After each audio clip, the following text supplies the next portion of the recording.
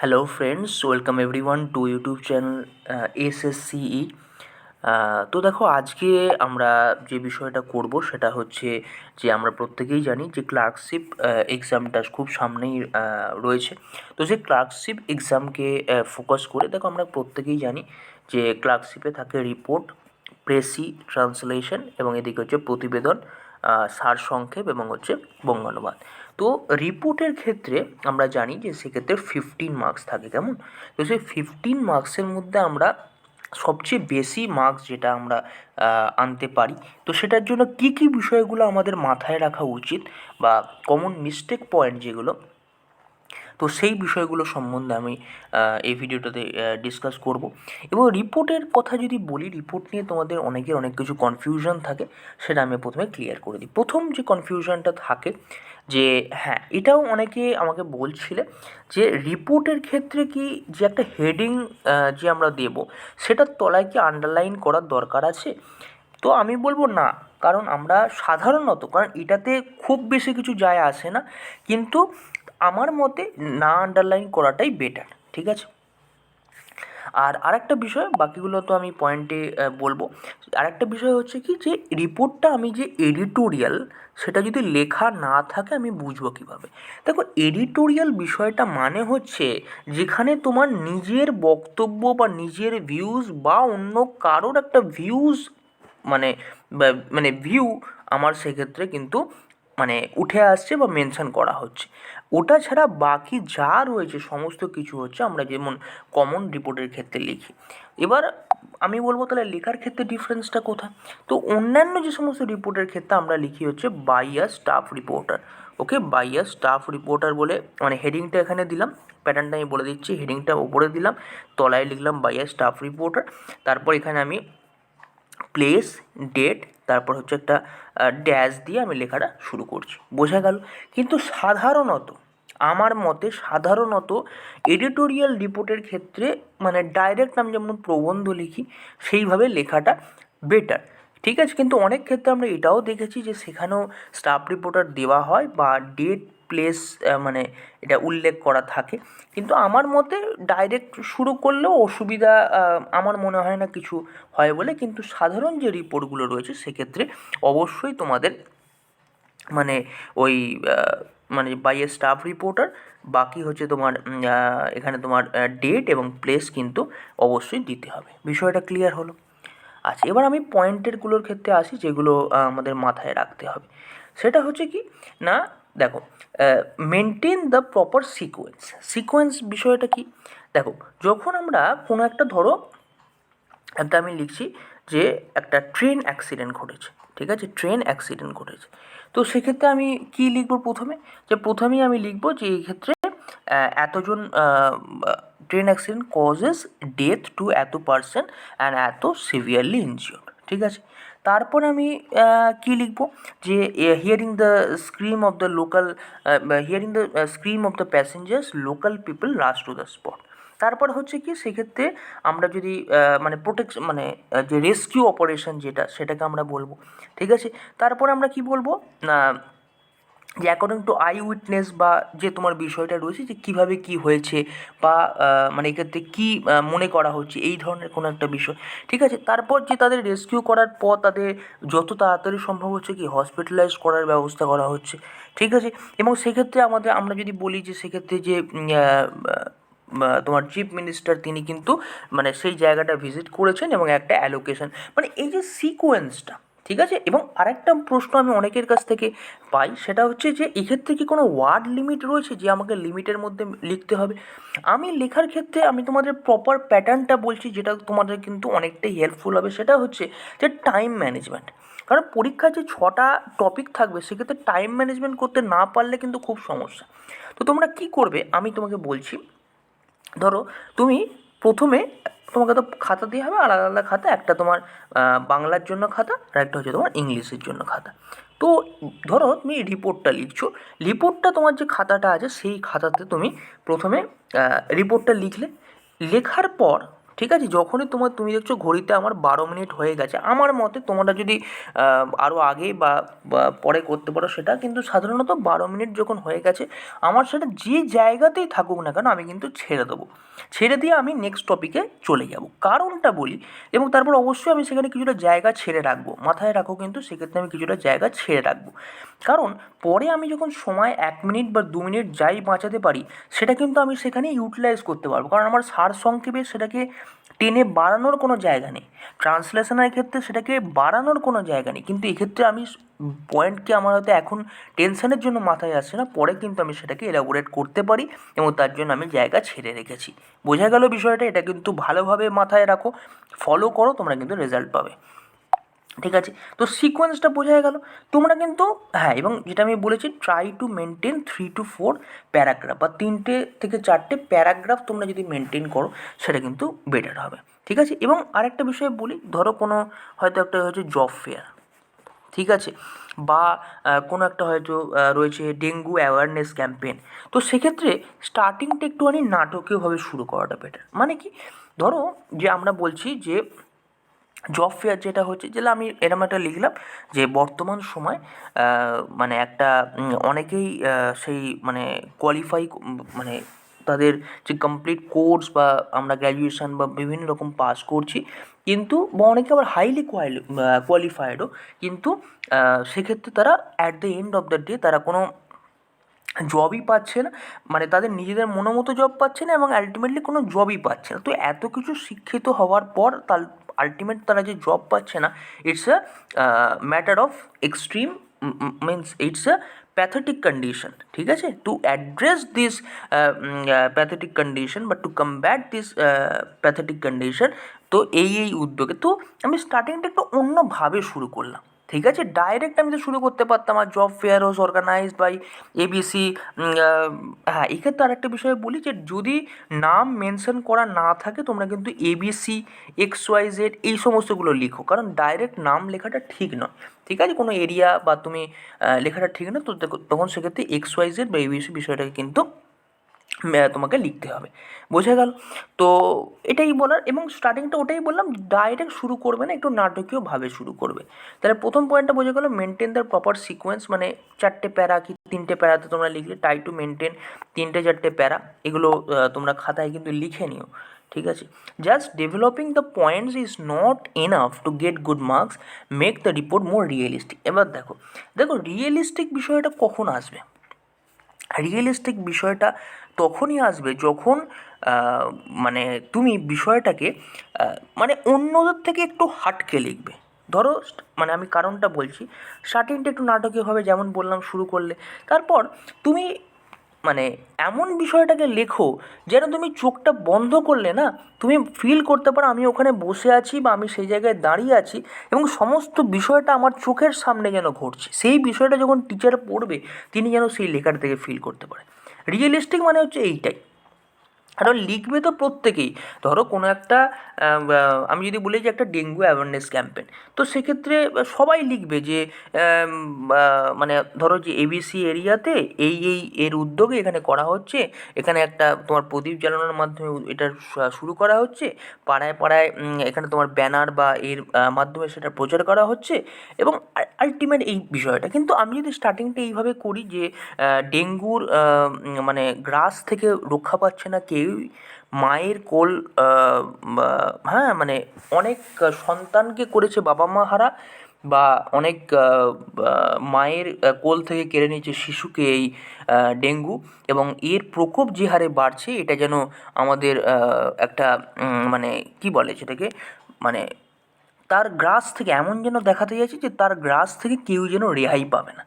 ঠিক আছে, তো এই লেখার যে বিষয়টা, তো এইটা একটু অন্য রকম করে দেয়।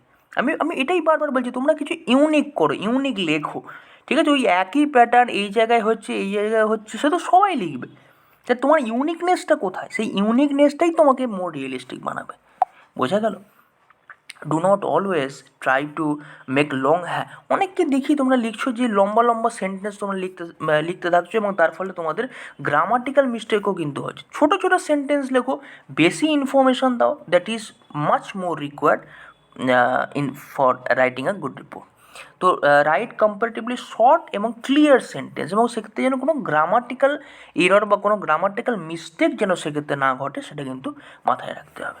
ঠিক আছে, you must avoid basic grammar mistake and spelling errors, যেগুলো একদমই আমি অনেকের খাতা চেক করতে গিয়ে দেখি যেগুলো হচ্ছে, সেগুলো কিন্তু গ্রামার মিস্টেক বা স্পেলিং এরর যেন না হয়। ঠিক আছে, আচ্ছা, if possible try to make the beginning slightly dramatic, যেটা বলছিলাম একটু অন্য রকমভাবে শুরু করা।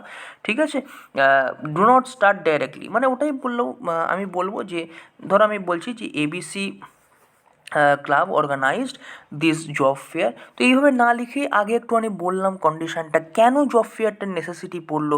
বা অনেক ক্ষেত্রে আমরা কী করি যে কারোর বক্তব্য আমি হয়তো সেখানে যেহেতু মানে রিপোর্ট, মানে তোমার ধরো জয়েনিং লেটার পেয়েছে, তার বক্তব্য, মানে সে হয়তো একটা তোমার অনেক কষ্ট করে এসছে, কিন্তু তার মুখে একটা সবসময় টেনশনের ভাব ছিল, কিন্তু আলটিমেট সে যখন চাকরিটা পাচ্ছে তার মুখে একটা আনন্দের হাসি, খুশির হাসি, সেটা আমরা দেখতে পাচ্ছি। তো এই লেখাটাকে ইউনিক বানাও, বারবার বলছি। আর এই ইউনিক বিষয়টা তোমরা কিন্তু অনেকে বইয়ের কথা বলো, বইয়ের থেকে আমার মতে তোমরা যে নিউজ পেপারটা পড়ো, এর থেকে ভালো আর কিচ্ছু হতে পারে না। তো নিউজ পেপারটাকে কিন্তু ভালোভাবে পড়তে হবে। ঠিক আছে, এটা গেল। আর dramatic opening makes the report more interesting. Obviously তোমরা যদি কাগজ পড়ো না, তোমরা দেখো কাগজ পড়াটাকে আমি যদি বলি এখনও সময় আছে, কিন্তু কাগজ পড়াটাকে ওই পড়তে হবে বলে, সিলেকশান নিতে হবে বলে আমি আমি যেন না পড়ি। ঠিক আছে, আমাকে পড়তে হবে, কারণ তুমি যদি অনেক দিন পড়ো আমার মানে যদি ভালোভাবে, তো সেখানে তোমার কিন্তু পড়তে ভালো লাগবে, সেই ভালো লাগা বিষয়টা যেন তোমার লেখার মধ্যে থাকে। Read the news paper daily and note down the current information and writing style, একদম। এবং বিশেষ করে আমি বলবো এডিটোরিয়াল সেকশনটাকে ভালো করে পড়ো। এডিটোরিয়াল সেকশানের মধ্যে কিন্তু অনেক কিছু রয়েছে, সেটাকে তুমি তোমরা সময় ধরে ধরো 10 মিনিট সময়ের মধ্যে সেই একটা প্যাসেজকে তোমরা পেশি করলে বা সেটাকে তুমি ট্রান্সলেট করলে। কেন এডিটোরিয়াল সেকশনটাকে বিশেষ করে বললাম, বাকিগুলো অবশ্যই করবে, কারণ সেগুলো তোমাকে কিন্তু ইনফরমেশান দেবে। ঠিক আছে, কিন্তু এডিটোরিয়াল সেকশানটা আমি কেন বললাম, কারণ এডিটোরিয়াল সেকশানে এমন কিছু টার্ম বা ওয়ার্ড থাকে যেগুলো আমরা সহজে ট্রান্সলেট করতে পারি না। ঠিক আছে, তো সেইগুলো প্র্যাকটিসের জন্য হচ্ছে তোমাদের হচ্ছে নিউজ পেপারটার এডিটোরিয়াল সেকশানটা পড়তে হবে। তো এবার দেখো আমরা একটা কীভাবে লিখতে হবে সেই নামে একটা রিপোর্ট রেখেছি, ভালোভাবে দেখো বিষয়টা। আমি প্রত্যেকটা বিষয়টাকে আমরা ক্ল্যারিফাই করব এবং আমরা ডিসকাস করব।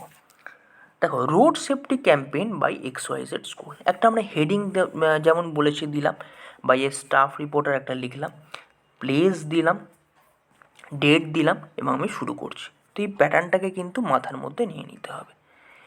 ঠিক আছে, দেখো ফ্রিকোয়েন্ট, এবার আমি স্টার্টিংটা কীভাবে করছি দেখো। Frequent road accidents have become a very serious issue, and this time the students of XYZ school, with the help of their teachers, came forward to raise awareness regarding road safety among the people of the ABC locality. তো এক্ষেত্রে আমি অনেক কিছু information দিলাম। প্রথমে আমি বললাম যে এটা একটা খুব বড় প্রবলেম বা একটা খুব বড় সমস্যা হয়ে গেছে, ফ্রিকোয়েন্ট রোড অ্যাক্সিডেন্ট। তো সেই ইস্যুটা সম্বন্ধে মানুষকে অ্যাওয়্যার করতে কোন স্কুল এলো, XYZ স্কুল মেনশন করলাম, with the help of their teachers, এবং কোন লোক্যালিটিতে, ABC লোক্যালিটিতে। একটা সেন্টেন্সে অনেকটা ইনফরমেশান দিলাম, সেইগুলো কিন্তু মাথায় রেখো। তোমরা ছোটো ছোটো সেন্টেন্সও করতে পারো, কিন্তু প্রথমেই ছোটো ছোটো সেন্টেন্সটা ওই মানে আমি যদি বলি যে অর্গানাইজড বাই XYZ স্কুল, তা ওগুলো ABC একটু সিঙ্গেল সেন্টেন্সই হবে। ঠিক আছে, this was truly a great and helpful initiative. তো এটা অবশ্যই দেখো সেই সম্বন্ধে ছোটো ছোটো যা যা তথ্য আমি হয়তো মনে হতে পারে এটা তো সকলেই জানে, কিন্তু সেই তথ্যগুলো সিম্পল ভাষায় অ্যাড করো, যেটা তোমার লেখার কিন্তু মানে আমি কি বলবো যে একটা কারিশমা যেটাকে বলে সেটা কিন্তু বাড়াবে। ঠিক আছে, mister X DSP was the chief guest of the programme. তো এক্ষেত্রে দেখো বিষয়গুলোকে আমি কীভাবে আনছি, তো সেক্ষেত্রে একজন চিফ গেস্ট থাকা দরকার, এটা হচ্ছে সিকোয়েন্সটা। He discussed various statistics of road accidents and explained the reasons that lead to them, মানে এর পেছনে কী কী কারণের জন্য রোড অ্যাক্সিডেন্টগুলো ঘটছে তিনি কিন্তু খুব সহজ সরলভাবে ডিসকাস করলেন। He also gave examples of several types of traffic violations and the penalties associated with them, মানে কি যে তিনি এক্সাম্পল দিচ্ছেন several type of traffic violation, কী কীভাবে ট্রাফিক ভায়োলেশন হয় বা প্যাসেঞ্জাররা বা যাত্রীরা করে, এবং তার জন্য পেনাল্টিস কী কী, তার জন্য শাস্তি কী কী রয়েছে, সেই সমস্ত বিষয়গুলো আমি কিন্তু উল্লেখ করলাম। তাহলে আমি যে বিষয়টা বললাম, দেখো এই প্যারার মধ্যে আমরা কী কী বললাম, আমরা বললাম হচ্ছে একটুখানি একটু নাটকীয়ভাবে প্রথম লাইনটা, তারপর কোথায় করেছে, মানে কে করেছে, কোথায় করেছে সেটা বললাম, তারপর চিফ গেস্ট আসছে, তার দু একটা কথা দিয়ে আমরা কিন্তু প্রথম প্যারাটাকে একটু ইনফরমেশান দিয়ে শেষ করলাম। এবার আসে নেক্সট প্যারাতে। After this the students took out a procession carrying placards highlighting the importance of following road safety measures while on the roads. তাহলে এটার ক্ষেত্রে তো অ্যাওয়ারনেসটা আমাকে আমাকে তো স্প্রেড করতে হবে। তো আমরা অ্যাওয়ারনেসটা স্প্রেড করব কীভাবে?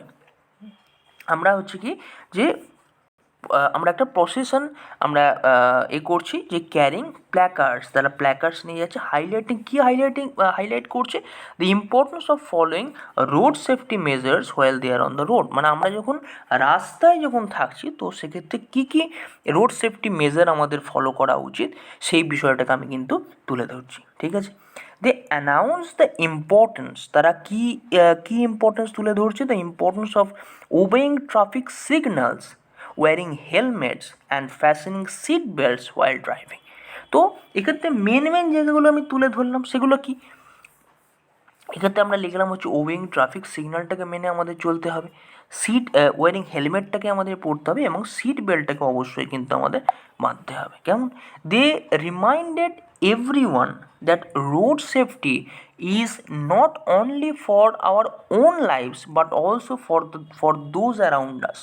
মানে কি, শুধুমাত্র আমি আমার নিজের জন্য নয়, আমার আশেপাশের মানুষগুলো, ধরো আমি আমার যদি অ্যাক্সিডেন্টটা হতে পারে, মানে আমি অন্য কাউকেও আমি ইনজিওর করছি বা কোনো কিছু করছি, তার মানে কি আমাকে নিজের জন্য তো শুধু নয়, আমার আশেপাশের মানুষগুলোর সেফটিরও দায়িত্ব কিন্তু আমার, সেটাও কিন্তু আমি উল্লেখ করছি। ঠিক আছে, people who were talking over the phone while crossing, violating the traffic rules, or not wearing helmets were given roses and chocolates and were requested to follow the rules whenever they were on the road. মানে কি, যে যারা এটা তো খুব বড় কাজ করছেন না ওনারা, তো ফোনে কথা বলতে বলতে ওনারা রাস্তা ক্রস করছেন, এবং যারা ট্রাফিক রুল না মেনে চলে যাচ্ছেন বা অথবা তারা কী করছেন, যে হেলমেট পরছেন না গাড়ি বা বাইক চালানোর সময়, তাদেরকে কী করা হচ্ছে, তাদেরকে একটা খুব সম্মান জানানো হচ্ছে রোজ এবং চকলেটের মাধ্যমে, এবং রিকোয়েস্ট করা হচ্ছে তাদেরকে যে whenever they are on the road they should abide by the রুলগুলো মেনে চলার জন্য। The campaign also focused on the risk of drinking and drive, drink and ড্রাইভের কথা যদি আমরা বলি, সেটার ক্ষেত্রেও কিন্তু একটা লক্ষ্য ছিল বা লক্ষ্য দেওয়া হয়েছিল। Students distributed leaflets explaining how safe driving is essential in our busy life. আমরা দেখো প্রত্যেকের লাইফে আমাদের স্ট্রেস টেনশন রয়েছে, তো সেক্ষেত্রে লিফলেটসের মাধ্যমে আমরা কী করছি, যে সেফ ড্রাইভিংটা কতটা গুরুত্বপূর্ণ আমাদের। স্বাভাবিকভাবে আমরা লাইফে সবসময় অনেক ক্ষেত্রে বিভিন্ন ঘটনার জন্য স্ট্রেস বা আমাদের চাপ থাকে, তো সেই ক্ষেত্রে আমাদের কীভাবে আমরা সেফ ড্রাইভ করতে পারি বা আমাদের কীভাবে করা উচিত, কী কী বিষয় মাথায় রাখা উচিত, তো সেই বিষয় সম্বন্ধে লিফলেট সেক্ষেত্রে কিন্তু বিলি করা হয়েছিল। Okay, many hoardings made by students were placed on the roadside to make people aware of the importance of following traffic rules. তো শুধু লিফলেট নয়, রাস্তার ধারে বিভিন্ন রকম বড় বড় হোর্ডিং সেক্ষেত্রে কিন্তু টাঙানো হয়েছিল, যার ফলে তারা কি যাওয়ার পথে তারা কিন্তু দেখতেও পায়, হয়তো কোনো সিগনালে গাড়ি দাঁড়িয়ে আছে, ওনারা দেখলেন, বিষয়টা পড়লেন, চোখে এলো। ঠিক আছে, people were also urged to avoid unnecessary honking, and passengers riding vehicles were advised to service their vehicles from time to time. মানে কি, ধরো তুমি গাড়িতে বসে আছো, দেখছো সামনে জ্যাম রয়েছে, অনেক ক্ষেত্রে আমাদের অভ্যেসের বসে আমরা করি কি, যে সেই গাড়ির হর্নটা আমি বারবার দিচ্ছি, তো এই ক্ষেত্রে একটা ইরিটেশনও সৃষ্টি হয়। ঠিক আছে, যে যখন সামনে যাওয়ার জায়গা নেই, আননেসেসারি হংকিং তো আমার করার দরকার নেই, ঠিক আছে। এবং হচ্ছে কি না, অ্যাডভাইসড টু সার্ভিসিং বিষয়টা ইম্পর্ট্যান্ট। ধরো আমি রাস্তায় যাচ্ছি, দেখলাম মানে প্রপার তার সার্ভিসিং নেই বা গাড়ির ব্রেক কাজ করছে না, তো সেই সার্ভিসিংটাও ইম্পর্ট্যান্ট। কারণ আমি আগেও বলেছি, এখনও বলছি, যে শুধুমাত্র আমাদের নিজেদের লাইফ না, আমরা আশেপাশের মানুষদেরও সেফটির জন্য উই আর অলসো রেসপন্সিবল। বোঝা গেল? The traffic police of the locality help the students making the entire campaign a great success. তো এই ক্ষেত্রে স্বাভাবিক ব্যাপার, আমরা কার সাপোর্ট পেতে পারি? যে ট্রাফিক পুলিশের আমরা সাপোর্ট পাচ্ছি, ঠিক আছে। তো এটাকে একটা গ্রেট সাকসেস বানানোর জন্য, ঠিক আছে, তো ওনাদের একটা বড় মানে সাকসেস, একটা খুব বড় রোল প্লে করেছিল এটাকে মানে সাফল্য মানে পাওয়ার জন্য, ঠিক আছে। তো দেখো এক্ষেত্রে আমরা যদি আরেকবার বিষয়টাকে ছোট করে দেখি যে আমরা কি করলাম, যে স্টার্টিং থেকে, তো স্টার্টিংয়ে কিছু বেসিক ইনফরমেশন এবং বেসিক নেসেসিটি যেগুলো উই শুড ফলো। তারপর আমরা যেটা করলাম যে কি না, একটা প্রসেশন, সেক্ষেত্রে আমরা বিভিন্ন রকমভাবে সেটাকে করলাম। তারপরেরটাতে আমরা আরও কিছু ইনফরমেশান দিলাম, এবং যাতে লোকের চোখে পড়ে তার জন্য লিফলেট এবং রাস্তার ধারে হোর্ডিং আমরা কিন্তু মানে বিলি করলাম। এবং লাস্টে আমরা বলছি হচ্ছে কি যে এক্ষেত্রে কারা কারা সাহায্য করছে, মানে কমপ্লিট ইনফরমেশান, বেসিক যে ইনফরমেশানগুলো আমরা প্রত্যেকে জানি, সেইগুলো দিয়ে আমরা কিন্তু বিষয়টাকে কমপ্লিট করলাম। তো এটাই রইল রিপোর্টের জন্য। আর প্রেসির জন্য আমি একটা ভিডিও প্রোভাইড করব, ঠিক আছে। কারণ এক্ষেত্রে কিন্তু আমি একটা কথা বলি যে অনেকেই হয়তো এই কাট অফের থেকে খুব সামান্য নম্বর বেশি রয়েছে, কিন্তু আমরা যদি আগের বছরের এটা দেখি, যে লিস্ট বা পিডিএফটা যদি দেখি, তো সেক্ষেত্রে আমরা দেখব হচ্ছে যে অনেকে কাট অফের জাস্ট পেয়েও কিন্তু ফাইনাল সিলেকশন পেয়েছে। তো যে বিষয়গুলো বললাম, কাগজটাকে ভালোভাবে পড়ো, যে বিষয়গুলো বললাম সেটাকে ফলো করো, আর পেনটা ওঠাও, পেনটা উঠিয়ে লেখাটাকে প্র্যাকটিস করা শুরু করো। কারণ পরীক্ষার হলে না তুমি খুব কনফিউজড হয়ে যাবে, যে অত কম সময়ের মধ্যে যারা এখনও বিভিন্ন জায়গায় পরীক্ষা বা প্র্যাকটিসের মধ্যে আসছো না, ভাবছো যে আরেকটু পড়ে নিই বা আরেকটু করে নিই, তো আমি বলবো মাথায় একদম নিয়ে নাও যে কাগজ পড়তেই হবে, ঠিক আছে, এবং আমাকে লিখতেই হবে, না হলে কিন্তু কোনো আর মানে লাভ নেই, ঠিক আছে। বেসিক কোনো টপিক থেকে শুরু করো, যা যা মাথায় আসছে। এবং কারেন্ট ইভেন্টগুলো, আমি কেন বললাম কাগজ পড়ার কথা, কারণ কারেন্ট ইভেন্টগুলো থেকেও কিন্তু প্রশ্ন আসতে পারে, যেমন ফ্লাড হচ্ছে বা কোথাও ব্লাস্ট কোনো কিছু হচ্ছে, বা এসআইআরের বিষয়টা। তো এটাই বলার, প্রেসির জন্য আমি ভিডিও আমি প্রোভাইড করে দেবো, ঠিক আছে। তো তোমাদের রিকোয়েস্ট রইল আমার তরফ থেকে, যে ভিডিওটাকে যদি ভালো লাগে যতটা পারো শেয়ার করে দিও সকলের মধ্যে, কারণ তোমরা অনেকেই প্রস্তুতি নিচ্ছ আমি জানি। তো চ্যানেলটাকে অবশ্যই তোমরা সাবস্ক্রাইব করে দিও, ভিডিওটাকে লাইক করে দিও। আর তোমাদের যদি কোনো প্রশ্ন থাকে কমেন্ট বক্সে সে বিষয়টাকে জানিও, অবশ্যই আমি তার রিপ্লাই করার চেষ্টা করব। So thank you everyone, thanks for watching the video.